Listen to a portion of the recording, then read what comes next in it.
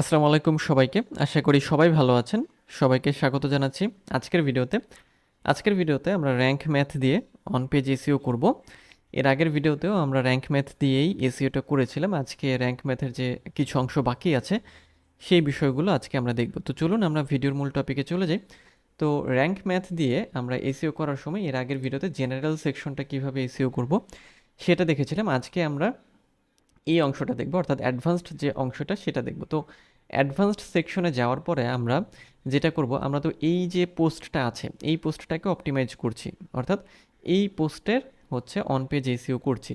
তো এই পোস্টের অ্যাডভান্সড যে এসইও সেকশন যেটা হচ্ছে র্যাঙ্ক ম্যাথের, সেখানে কি কি বিষয় আছে, যেমন এখানে বেশ কিছু বিষয় আলাদা করে দেওয়া আছে, যেমন রোবটস মেটা, এরপরে অ্যাডভান্সড রোবটস মেটা, এবং আরেকটা হচ্ছে ক্যানোনিক্যাল ইউআরএল। অর্থাৎ বিষয়টা হচ্ছে যে এই যে রোবটস মেটার ক্ষেত্রে যে আমাদের যে এই যে পোস্টটা, মানে এই যে লিঙ্কটা, এই লিঙ্কের যে পোস্টটা, এটা কি গুগল ইন্ডেক্স করবে?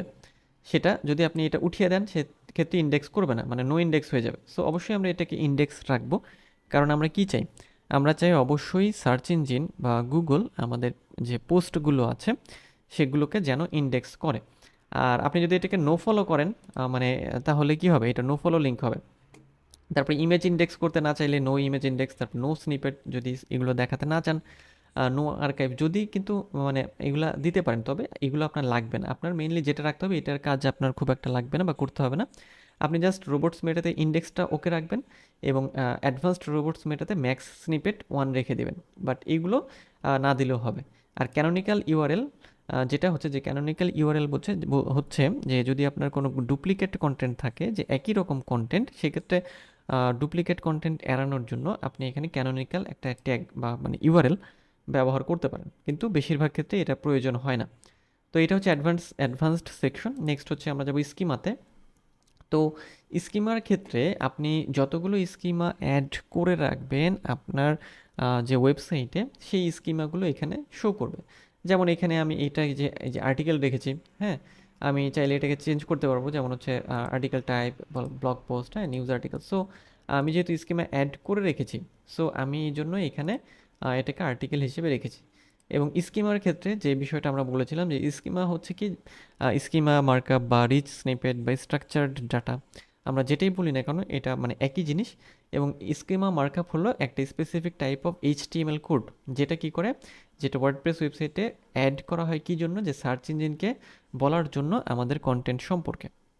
যেমন সার্চ ইঞ্জিনকে আপনি স্কিমা মার্কআপের সাহায্যে বলতে পারবেন যে আপনার পার্টিকুলার যে পেজ আছে সেই পেজটা আসলে আসলে কি ব্লগ পোস্টের, নাকি রেসিপি, নাকি এফএকিউ পেজ, নাকি নিউজ আর্টিকেল, অথবা প্রোডাক্ট পেজ, নাকি আপনার অনলাইন স্টোরের কোনো প্রোডাক্ট, ইত্যাদি যাবতীয় বিষয়। ওকে, সো এখানে দেখেন যে আর্টিকেল যেহেতু আমার অ্যাড করা আছে, সো এখানে আর্টিকেল আমার শো করছে। তো এটা একটা আর্টিকেল মনে করেন, হ্যাঁ, এটা একটা আর্টিকেল। তো আপনি এই আর্টিকেলে তাহলে কি করবেন, স্কিমা জেনারেট করার জন্য এই যে দেখেন এখানে আর্টিকেল অটো সেট হয়ে যাবে।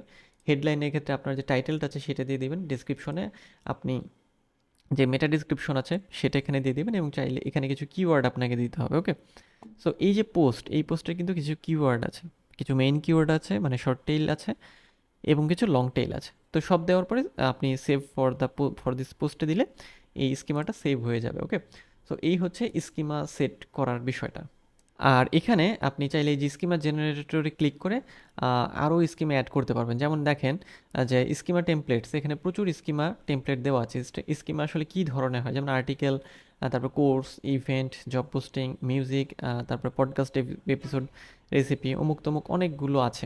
সো আমরা যদি এটাকে ধরেন আপনি চেঞ্জ করতে চান, সেক্ষেত্রে আপনি যেটা করতে পারেন, আপনি এখান থেকে মনে করেন যে আমি একটা কিছু খুঁজি এখান থেকে মনে করেন সার্ভিস যদি আমি সিলেক্ট করি, তাহলে এই যে এখানে স্কিমা বিল্ডারে সার্ভিস চলে আসবে। আপনাকে হেডলাইন দিতে হবে, এই পোস্টের যে টাইটেলটা, আর ডেসক্রিপশন, মেটা ডিসক্রিপশন, যদি কোনো শর্টকাট থেকে থাকে শর্টকাট, দেন হচ্ছে যে সেটা সার্ভিস টাইপ ইত্যাদি দিয়ে, অফার প্রাইস, মানে এই যে যেহেতু কোর্স আমরা দিয়েছি, দেন এগুলো দিয়ে দিয়ে আপনি হচ্ছে save for this post click করবেন, দেন স্কিমাটা অ্যাড হয়ে যাবে। সো এইভাবে আপনাকে কিন্তু স্কিমাগুলো জেনারেট করতে হবে। এই যে স্কিমা জেনারেটর দিয়ে খুব সহজেই র্যাঙ্ক ম্যাথ দিয়ে স্কিমা জেনারেট করা সম্ভব। এবং দেন লাস্ট আরেকটা অপশন আছে, সেটা হচ্ছে যে এই যে সোশ্যাল প্লাগইন বা সোশ্যাল শেয়ার। তো সোশ্যাল শেয়ারের মধ্যে যে মূল বিষয়টা সেটা হচ্ছে যে এই যে ফেসবুকে যখন আমরা এটাকে পোস্ট করব, মানে আমাদের এই ব্লগ পোস্টটা পোস্ট করলে কীরকম ইমেজ আমরা দিতে চাই সেখানে, বা কেমনভাবে শো করবে সেই বিষয়গুলো এখানে আপনি অ্যাড করতে পারবেন। যেমন এই যে ইমেজ, তারপরে আলাদা কোনো টাইটেল শো করবে কিনা, ডেসক্রিপশন দেবে কিনা, হ্যাঁ। তারপর চাইলে এখানে টুইটারেরও একটা অপশন আছে, টুইটারে কিভাবে শো করবে। জাস্ট এইভাবে আপনার এই যে এখানে ইমেজ দেখেন, ইমেজের কোন সাইজের ইমেজ দিতে হবে সেটাও বলে দিচ্ছে। সো এটাও করে রাখা ভালো, তবে সাধারণত এটা সেভাবে লাগে না। এটা সেভাবে আপনি যদি ব্যবহার না করেন সেক্ষেত্রেও কোনো সমস্যা নেই। কিন্তু মেইন আপনার কাজ যেটা সেটা হচ্ছে আপনার এই জেনারেল সেকশন, দেন হচ্ছে অ্যাডভান্সডটা কাজ করতে হবে না, এগুলো অটো রাখলেই হবে, এবং দেন হচ্ছে স্কিমা। এই কয়েকটা বিষয় যদি আপনি করেন, এবং মেইন হচ্ছে এই জেনারেলের মধ্যে দেখবেন যে প্রচুর সেকশন আছে, যেমন বেসিক এসইও আছে, তারপরে হচ্ছে যে অ্যাডিশনাল আছে, টাইটেল রিডাবিলিটি আছে, কন্টেন্ট তার রিডাবিলিটি আছে। সো এই সব বিষয়গুলো যদি আপনি ঠিকঠাক করে ফেলেন, ঠিকঠাক করার পরে আপনি জাস্ট আপডেটে ক্লিক করবেন, আর তাহলে এটা আপডেট হয়ে যাবে। দেন আপনার এসইওটা হচ্ছে কি বলবো যে কমপ্লিট হবে। এবং দেখেন যে এখানে শো করছে যে মানে স্কোরটা 100-র মধ্যে 72 শো করছে আমাদের, তাই না? সো এটাকে আরও মানে এই যে যে বিষয়গুলো এররগুলো আছে এগুলো যখন আপনি ঠিক করে ফেলবেন তখন দেখবেন যে এটা সম্পূর্ণ হয়ে গিয়েছে। তো এই হচ্ছে র্যাঙ্ক ম্যাথ দিয়ে যদি আপনি এসইও করতে চান সেক্ষেত্রে আপনার মূল প্রসেসটা কঠিন কিছু না, একই রকম। আমি যদি আরেকটা পোস্ট দেখাই, যেমন এখান থেকে আমি যদি এই পোস্টটা দেখি, তাহলে আমি জাস্ট কী করবো, এখানে হচ্ছে এডিট যে অপশন, এই এডিটটাকে ওপেন লিঙ্কের নিউ ট্যাবে ওপেন করে নেব। দেন এটা আমাদের ওপেন হয়ে যাবে। সো ওপেন হওয়ার পরে আমরা ওই র্যাঙ্ক ম্যাথে গিয়ে এটাকে অপটিমাইজের কাজ করব। সো আমরা বলতে পারি যে এই র্যাঙ্ক ম্যাথ আর হচ্ছে যে ইওস্ট এসইও, এই দুটোর মধ্যে আসলে খুব বেশি একটা পার্থক্য নেই, বা একই রকমের আর কি, হ্যাঁ। খুব বেশি একটা পার্থক্য আমরা এখানে খুঁজে পাই না। কারণ কি? কারণ দেখবেন যে দুটোর কাজ গড়পড়তায় মানে একই রকম, কিছুটা হয়তো কম এবং কিছুটা বেশি, ওকে। সো এই হচ্ছে আমাদের র্যাঙ্ক ম্যাথ যে প্লাগইন, সেটা দিয়ে যদি আমরা এসইও করি সেক্ষেত্রে আমাদের এইভাবে এসইওটা করতে হবে। সো আমাদের এটা ওপেন হোক, আমি এটা একটু দেখিয়ে দিচ্ছি। এই যে ওপেন হয়ে গিয়েছে, ওকে। সো খেয়াল করেন এই যে আমাদের, হ্যাঁ, এটা হচ্ছে আমাদের পোস্টটা, তাই না? সো এখান থেকে দেখেন এটার এসইও স্কোর কত দেখাচ্ছে, মাত্র 8 100-র মধ্যে, তাই না? সো আমরা এটাকে যদি এসইও করতে চাই সেক্ষেত্রে আমরা জাস্ট এই যে এখানে ক্লিক করব, দেন আমাদের ওই রকম ইন্টারফেস চলে আসবে। এখান থেকে আমরা স্নিপেট এডিট করতে পারবো, বেসিক এসইওর যে বিষয়টা সেটা ঠিকঠাক করতে পারবো, অ্যাডিশনালে 8 errors, title readability 3 errors, content readability 2 errors, এবং বেসিক এসইওর মধ্যেই আছে কয়টা, আপনার হচ্ছে যে 6টা এরর্স, ওকে। সো এই যাবতীয় বিষয়গুলো ঠিকঠাক করে ফেললেই আপনার কি হবে, যে এসইওটা কমপ্লিট হয়ে যাবে, ওকে। যেমন এটার আমরা স্কোর দেখলাম কত, এটা হচ্ছে 72, তাই না? যখন সম্পূর্ণ হয়ে যাবে তখন এটা আপনার হচ্ছে যে সবুজ হয়ে যাবে, ওকে।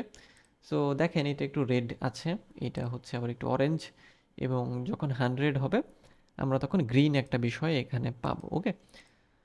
সো এই হচ্ছে র্যাঙ্ক ম্যাথের বিষয়। তো আজকের ভিডিও এই পর্যন্তই, দেখা হবে পরের ভিডিওতে। সেই পর্যন্ত সবাই ভালো থাকবেন আর সুস্থ থাকবেন, আর অবশ্যই আমার চ্যানেলের সাথেই থাকবেন। তো দেখা হচ্ছে পরের ভিডিওতে অন্য কোনো টপিকে।